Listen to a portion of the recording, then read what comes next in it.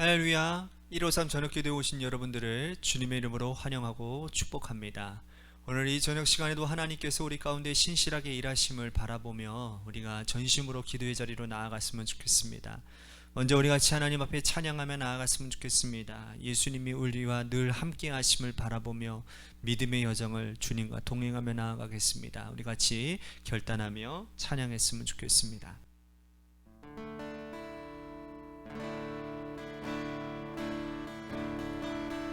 고단한 인생길 힘겨운 오늘도 예수 늘 함께 하시네.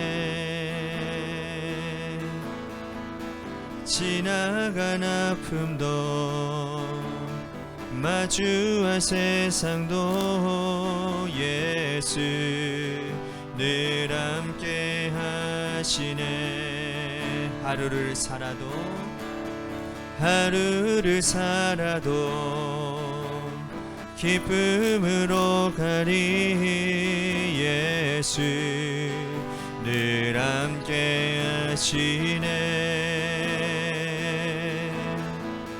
후회도 염려도 온전히 맡기리 예수 늘 함께 하시네. 믿음의 눈 들어 주를 보리. 이 또한 지나가리라. 주어진 내 삶의 시간 속에 주의 뜻 알게 하소서. 믿음의 눈을 들어 믿음의 눈 들어 주를 보리. 이 또한 지나가리라. 주어진 내 삶의 시간 속에 주의 뜻 알게 하소서.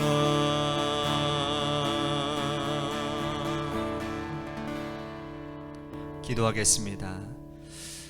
오늘 우리들의 삶의 여정이 하나님 참으로 힘들고 어려운 여정이었습니다. 그렇지만 우리에게 필요한 것은 믿음이었기에 오늘 주님 얼굴 바라보며 하나님 믿음이 필요한 그 상황마다 성령을 통해서 우리들에게 믿음 더하여 주시어 그 고단하고 힘든 인생길을 저벅저벅 잘 걸어와서 오늘 이 기도의 자리에 있는 줄로 믿습니다. 피곤하고 지친 우리들의 심령과 우리의 육신을 오늘 이 시간 주님 만나는 시간 가운데 다시 회복받게 하여 주옵시고, 다시 회복되어진 믿음 가지고 다시 세상에 나아가 승리하는 우리 모두가 되도록 인도하여 주옵소서. 믿음 있는 자답게 믿음 있는 자가 승리함을 나타낼 수 있는 인생이 되도록 인도하여 주옵소서. 사랑이 많으신 예수님 이름 받들어 간절히 축복하며 기도하옵나이다. 아멘. 오늘 이 저녁 시간에 하나님이 우리에게 주신 말씀 보도록 합니다. 야고보서 1장 1절에서 5절 말씀까지 보도록 하겠습니다. 야고보서 1장 1절에서 5절 말씀입니다. 우리 같이 한 목소리로 다 함께 봉독하도록 하겠습니다.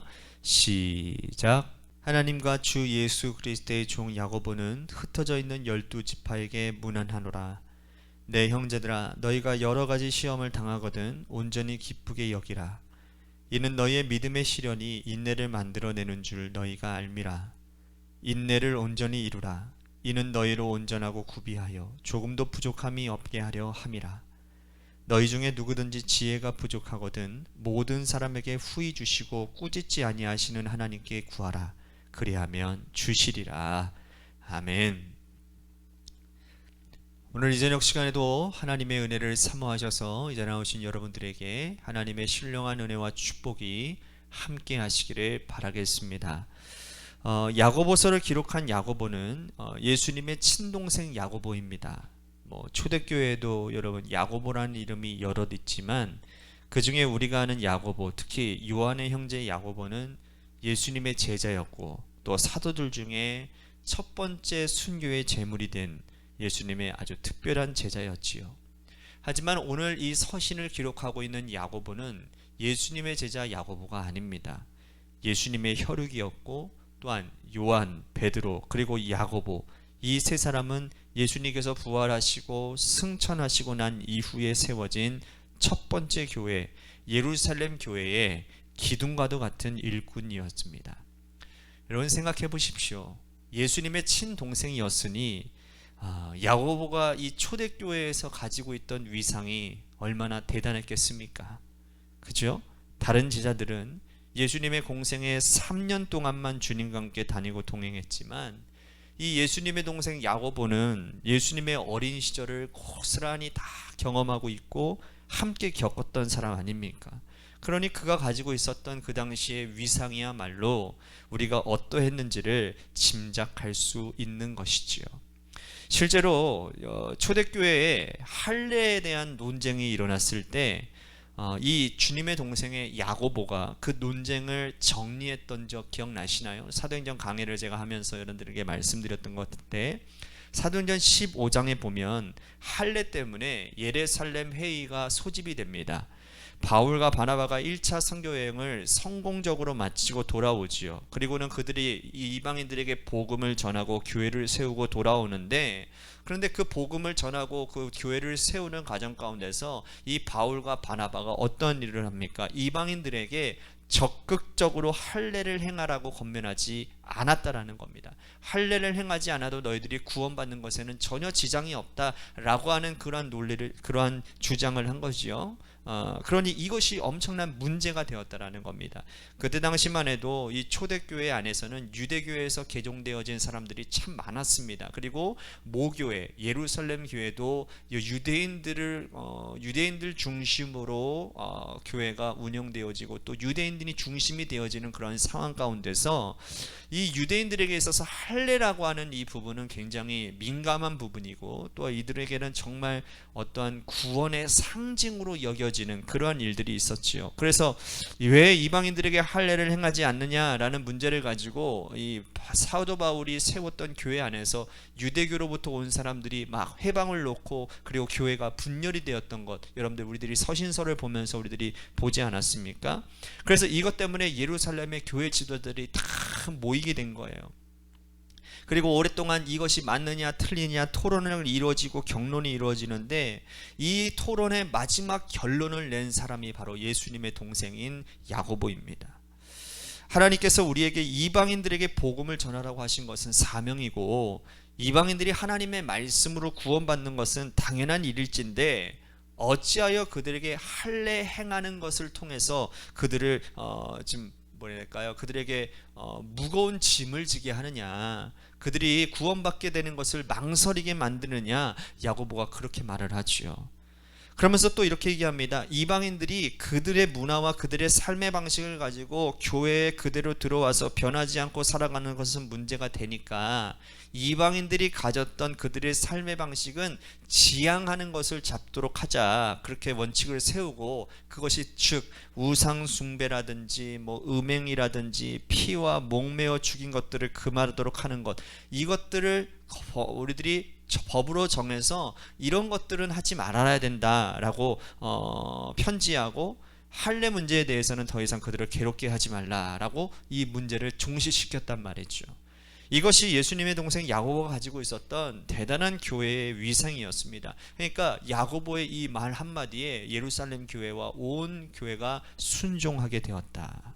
그러니 얼마나 큰 위상을 가지고 있는 것입니까?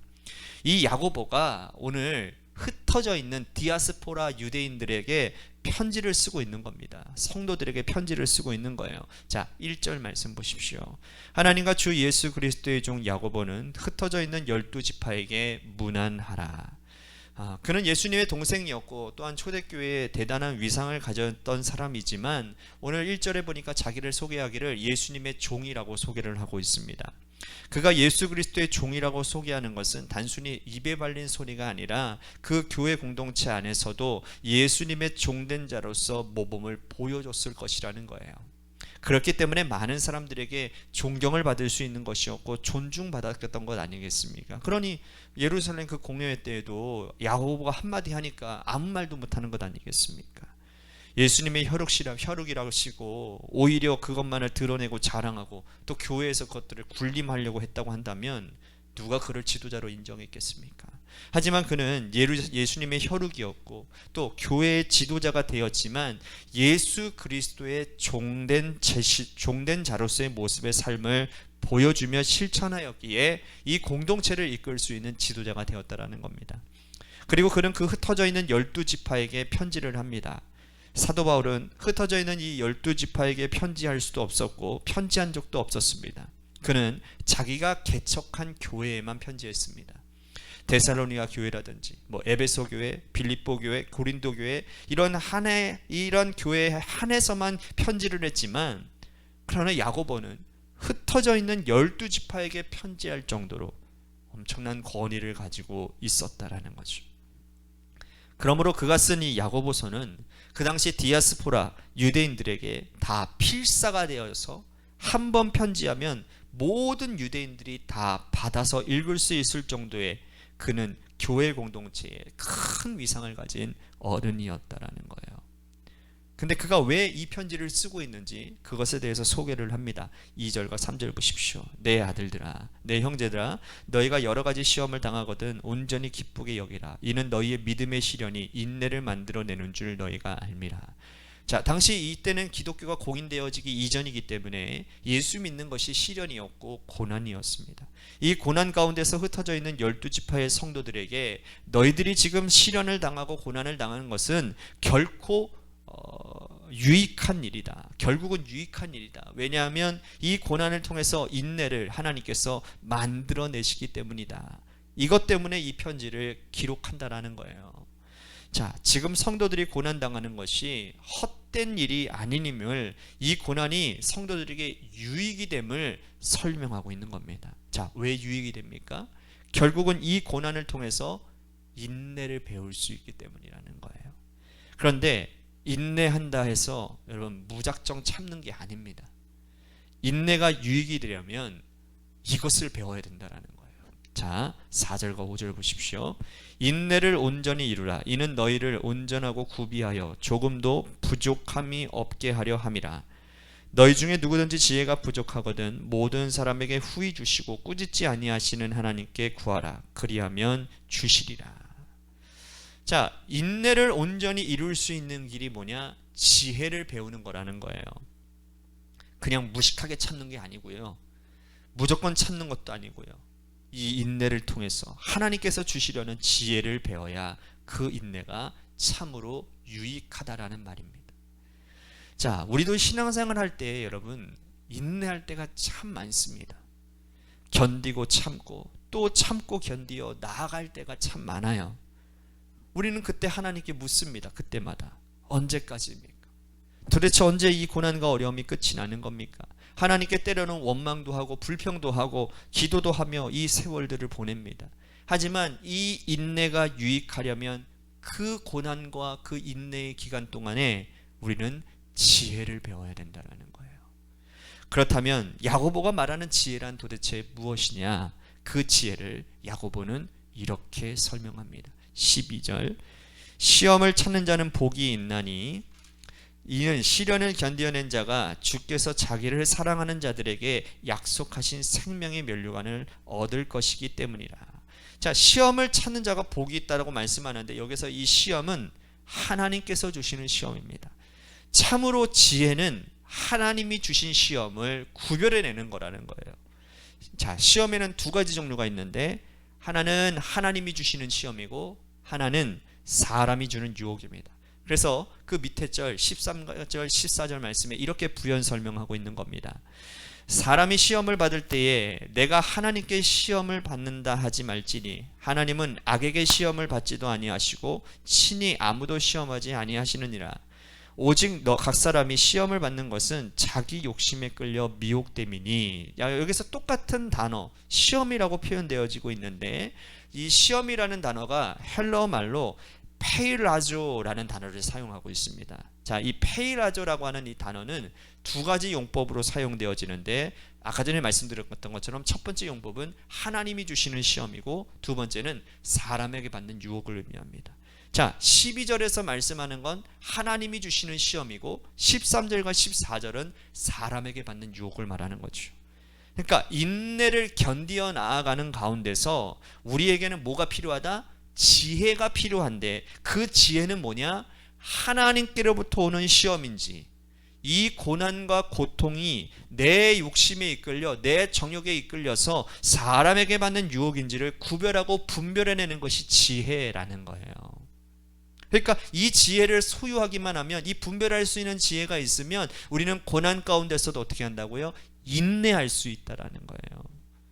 여러분, 우리가 이 세상을 살아가면서 욥처럼 요셉처럼 시험을 받을 때가 있고, 내 욕심과 내 죄성으로 말미암아 아무런 상관없이 시험을 받을 때도 있지만, 여러분, 그러나 상당수는 다 어떨 때입니까? 내 욕심에 끌려 내 정욕에 이끌려서 시험 받을 때라는 거예요.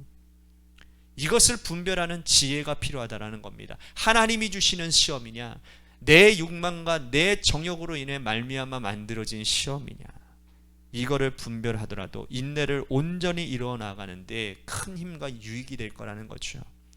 오늘 우리 앞에 당한 많은 시험들 가운데 어떤 것이 하나님으로부터 온 것이고 어떤 것은 사람에게부터 온 유혹인지를 제대로 분별하고 우리는 찾아낼 수 있어야 된다는 겁니다.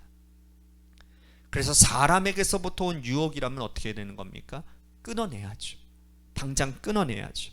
하나님께로부터 온 시험이라면 어떻게 하는 겁니까? 우리가 그것을 견디고 붙들고 주님 바라보며 기도하며 씨름하며 이겨내야 되는 거죠. 이것을 분별하지 못하면 사람에게 받는 유혹인데 그거 붙들고 있으니 어떻게 되는 거예요? 허송세월 시간 보내는 겁니다. 지혜롭지 못하게 살아가는 겁니다. 헛되한 삶을 살 수밖에 없는 거죠.